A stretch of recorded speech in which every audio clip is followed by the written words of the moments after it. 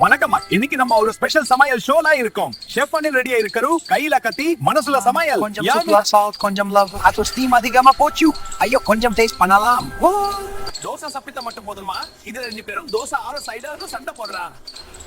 அனில் ரொம்ப ப்ரொஃபஷனல் பா. Chef Anil biryani smell வந்துருச்சா? ஒரு டீயோட தனி சந்தோஷம் தான். ஆனா இது இல்லையா, டீ போட்டை லிஃப்ட் பண்ண கஷ்டம் இருக்குப்பா.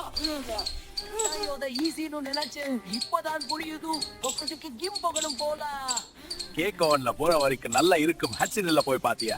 டாப் ஷெஃப்பா இல்ல top க்ளவுனா?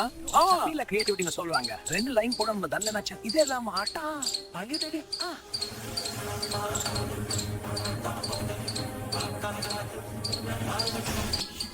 Basta tunay, sa mga pangalaman ng